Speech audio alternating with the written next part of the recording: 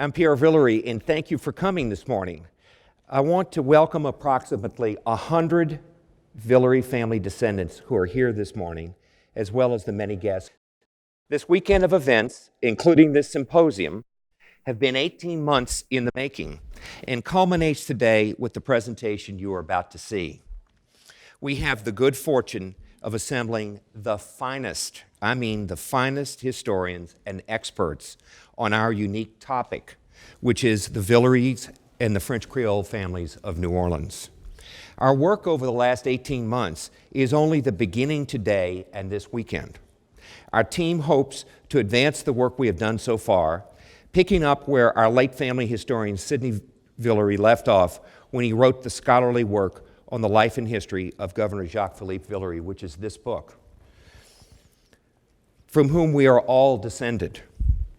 Our goal is to take this written word and all the research it represents and extend it into the digital age.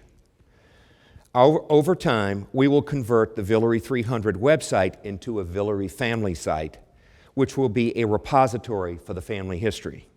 It will contain a portraits tab, which we will populate over time, a completed family tree, which we estimate will take another year or two in the making because the descendants are in the thousands, not the hundreds.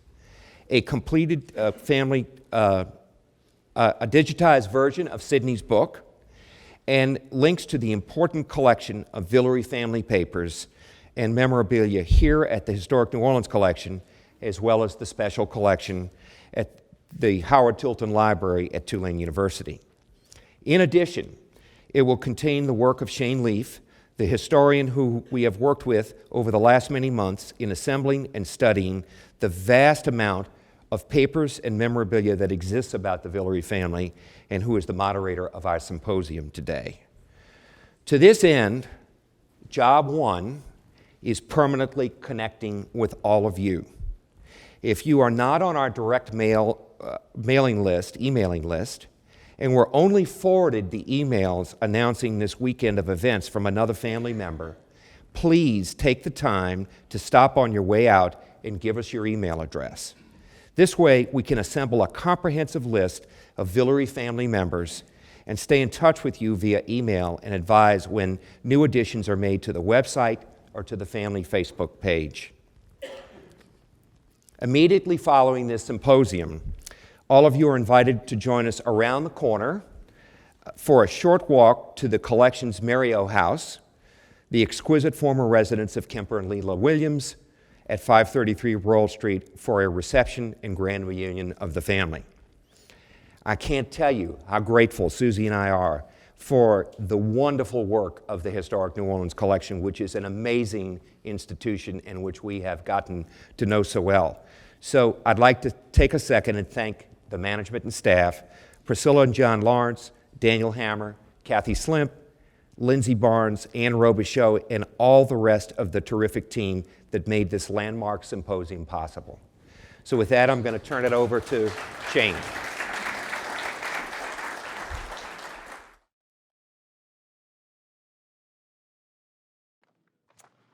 Thank you, Pierre.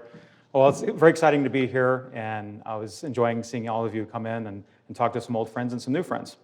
So my name is Shane Leaf, and I'd like to give you a brief introduction and overview of what we will be discussing today. So it's a very exciting year. For the better part of the last year, we've been celebrating the tricentennial New Orleans, and naturally, many of us have spent time exploring different aspects of regional history. But today, we will focus primarily on a remarkable family of French origin, the Villeres, who have had a significant impact on the history of Louisiana. We will see how several members of the family played critical roles in key political events, such as the Revolt of 1768 and the Battle of New Orleans. Throughout our discussion, we will refer to the Villeres and other early French-speaking families as part of the French Creole culture of Louisiana. So I think some definitions are in order, and I get a lot of questions about this all the time in linguistics and in history. As many of you in this room know, the word Creole has a very wide range of possible meanings. And especially nowadays, it can refer to a variety of cultural backgrounds. Depending on the context, Creole can have specific linguistic meanings, such as when we refer to Haitian Creole or Louisiana Creole or Papiamentu, all the different Creole languages that exist. In fact, throughout the Western Hemisphere, this term Creole has different connotations in different languages. So you might be interested to know that, for example, criollo in Spanish was originally used to distinguish people born in the New World, as opposed to the peninsulares, or people born back in Europe, specifically in the Iberian Peninsula. However, throughout the Americas, criollo, creole, creole can alternately emphasize indigenous, African, or European heritage, depending on the specific region in question. Now, besides changing according to geography, the word Creole has changed its meaning over time, which is especially interesting in Louisiana. Here, the term serves to emphasize social distinctions that are inseparable from historical context, which we will be exploring in detail today. For instance, during the last third of the 18th century, Creole was often applied to the French-speaking colonial aristocracy of Louisiana as compared to Spanish-speaking soldiers and government officials representing the new Spanish regime. Just during that time period, it was mostly used in that sense. After the Louisiana Purchase, however, the meaning of Creole widened considerably to include people of various backgrounds, but still referred primarily to the French-speaking population of Louisiana, as distinct from the new influx of English-speaking Americans, which, for many decades people would say, oh, these Americans, well, we're part of the United States, but they're still the Americans. In any case, throughout the colonial period, and much of the 19th century, the term Creole was most often associated with French language and culture, and today we will be using it in this historical sense. So just to lay that out. Okay, now to define Louisiana. As we all know, during the time period we're covering today, from the early 18th century to the middle of the 19th century, the name Louisiana was applied to a wildly mutating area of territory in North America. So here are just a couple of slides.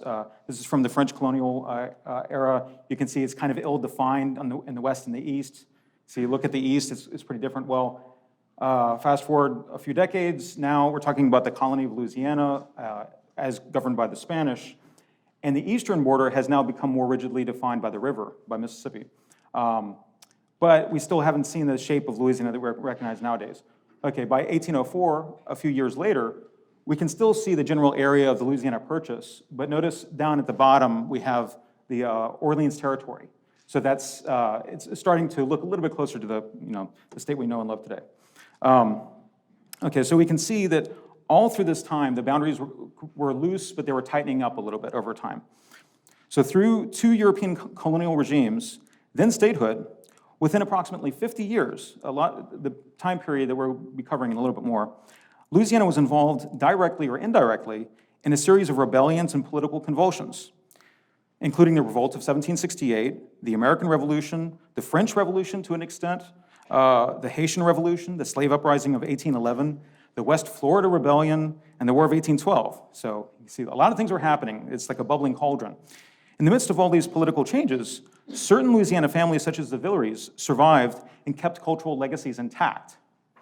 Today, we invite you to consider how Louisiana became woven into the United States through many ordeals, yet kept its deep connection with French language and culture, and how the Villere family, in especial, embodies this cultural continuity. Okay. And now, I'm happy to introduce our panel of historians, and for the sake of time, I'll introduce everyone as a group right now. First, William de Marigny Highland, site manager and director of the Los Isleños Museum Complex in St. Bernard Parish. He has acted in various official capacities for St. Bernard Parish and has dedicated many years to serving his community, acting to save numerous historical sites from demolition. So in a very concrete way, I want to emphasize William Highland has fought to keep the physical past intact. And just as we see the sword here, the physical past is always important too. We should never lose that, right? And it is a fight to keep it alive. Moreover, he has been indefatigable in restoring and rebuilding key sites, perhaps most notably the Los Isleños Museum Complex in the wake of Hurricane Katrina. If you watch any documentaries about local history, it's more than likely that you've seen and heard Director Highland, as he's been a favorite interviewee for national and international journalists curious about the Canary Islanders or the Isleños of St. Bernard. And next, Daniel Esner, a native of New Orleans and graduate of De La Salle High School. He is the Holland and McTire Professor of History at Vanderbilt University. His first book, published a quarter century ago, entitled Indian Settlers and Slaves in a Frontier Exchange Economy, the Lower Mississippi Valley Before 1783, won the Jamestown Prize from the Omohundro Institute of Early American History and Culture and the John H. Dunning Prize from the American Historical Association. His most recent book is American Indians in Early New Orleans, From Calumet to Raquette, published by Louisiana University Press last month. And Highly recommend it, so check it out. Fresh off the press, right? Before joining Vanderbilt faculty in 2002, Usner had taught for 2 decades at Cornell University, where he also served as director of the American Indian Program. A past president of the American Society for Ethnohistory, he is currently serving on the Executive Council of the Southern Historical Association and on the Board of Directors for the Louisiana Historical Association. And next, Jason Weiss is a curator at the Historic New Orleans Collection here and associate director of the Williams Research Center. He previously served as collections manager at Tulane University's Latin American Library. His subject specialties include the Cardo history of Louisiana, as well as the maritime, military, and diplomatic history of the Gulf South. He served as lead editor for an historical atlas titled Charting Louisiana, 500 Years of Maps, that was in 2003, and has lectured extensively on aspects of the War of 1812 in the South and the US, Canada, and the UK. Additionally, Mr. Weiss has curated several exhibitions for the Historic New Orleans Collection, including The Terrible and the Brave, The Battles for New Orleans, 1814 to 1815, Tierras Realengas, Land Grants in Spanish Colonial Louisiana, and most recently, Andrew Jackson, Hero of New Orleans. And next, Anthony A. Fernandez Jr. is former president of the St. Bernard Historical Society and a member of the first graduating class of the University of New Orleans. Having graduated from the Louisiana State University School of Law, Mr. Fernandez has practiced law since 1970. He began public service to St. Bernard Parish as Assistant Secretary Treasurer of the St. Bernard Parish Police Jury, subsequently as Secretary Treasurer of the Police Jury, and then as Chief Deputy of the St. Bernard Sheriff's Department from 1984 to 2008. He helped supervise construction of the St. Bernard Parish Government Complex and the present parish jail. An active member of the Catholic Church, Mr. Fernandez is also a founding member of the St. Bernard Historical Society and has for many years conducted research in American and British archives. So with that, I'd like to ask our first panelist, William Highland, to come to the center stage. Please welcome Director Highland.